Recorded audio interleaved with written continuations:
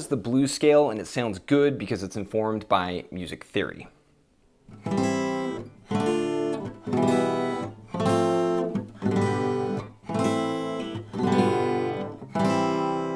Those are the basic chords in the key of C, and they sound good together because they're informed by music theory.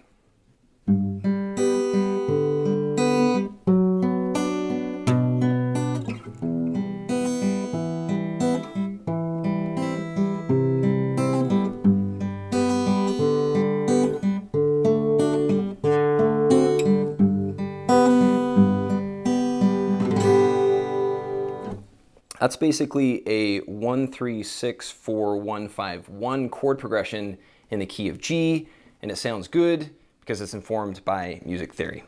Okay, so at some point as a musician, you will eventually hear about this thing called music theory. Maybe you've only heard about it and want to know more, or maybe you've already dabbled in theory a bit or even studied it for a while, but it's still not clicking or clear whether you actually need to learn more. So in this video, I'm going to do 3 things. 1, clarify why you should learn music theory in the first place. 2, I'll explain what music theory is exactly. And 3, I'll show you how it's actually super easy to master, which may seem like a big promise, but it's not.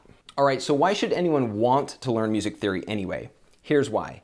Because it basically explains how music works, all the principles for organizing sound in such a way that people are compelled to listen. So if you want to become great, it's essential to know, period.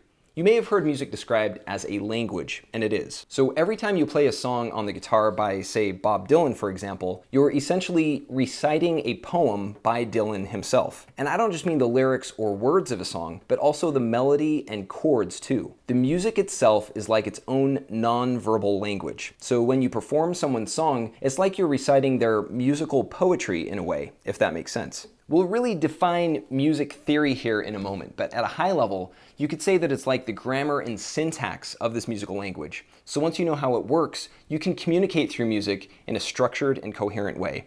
In other words, music theory explains the underlying patterns that make music possible, which is why it's so important to understand, because it allows you to do a couple of things. At a basic level, it helps you to really understand any song you perform in a deeper way. So you don't just regurgitate it phonetically, to use our language metaphor, or play something passively as in monkey see, monkey do. That's the first thing theory helps you to do, to become literate in the language of music. And second, even better, theory also empowers you to actually compose your own songs, or your own musical poetry, if you will, because once you understand and can communicate in this language of music, you can move beyond simply reciting the works of other artists to create your own unique art. And this, in a nutshell, is why music theory is totally worth learning. Which brings us to the next point here, which is to answer the question, what then is music theory exactly? I mean, yes, it essentially explains the structure and logic of music, but if theory is so fundamental and worthwhile, then why doesn't everybody just learn it? What's keeping us all from jumping in already, and why is this video even necessary? Well, that's because of 2 main misconceptions about theory that trip people up to begin. So to start, let's tackle these 2 obstacles so we can move past them to really get at the true definition of music theory. The first obstacle, the first point of confusion, is the name music theory itself. I mean, when you say it out loud, it sounds pretty impressive, right? Like Einstein's general theory of relativity or something, which is partly why it has a reputation for being equally abstract. That's the first reason theory is often misunderstood, because it just sounds so cryptic. And the second reason for this reputation is because it also looks complex, at least the way theory is normally depicted, with its complicated system of letters and numbers and dots and symbols that again resemble what you might see in advanced math or physics. Hell, it can even make Einstein seem sort of rudimentary when you try to decipher all of these symbols so seemingly random and arcane. This is the second reason music theory is notorious and seen as more of a chore than actual fun, because it also looks as complex as the name sounds. Even at a glance, it can seem overwhelming. But what if I told you that everyone had it wrong and that this isn't really what music theory is? Well, it's not actually. Not really.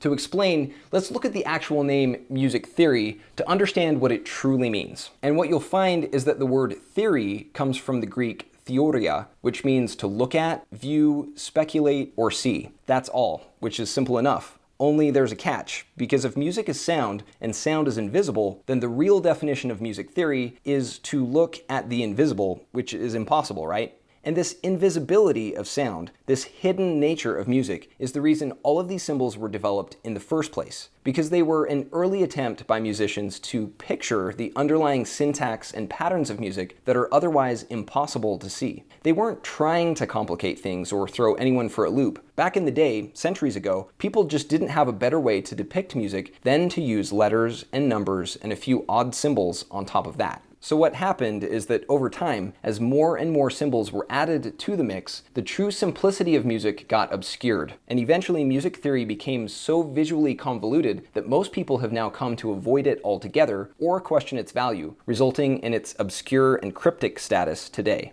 So what then are you supposed to do?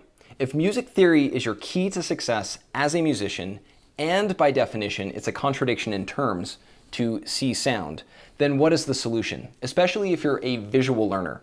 How on earth can you crack its code to master the language of music? Well, the answer, as you'll see for yourself, isn't to use man-made symbols like these to picture sound because they're arbitrary and confusing. No. Instead, the solution is to picture the natural patterns of sound, music, using the natural patterns of sight, color, based on a special and unexpected way of combining them, that is. And when you do this, what you suddenly get is a kind of X-ray vision into the hidden world of sound that unlocks the art of songwriting forever. This is how music theory is actually super easy to learn.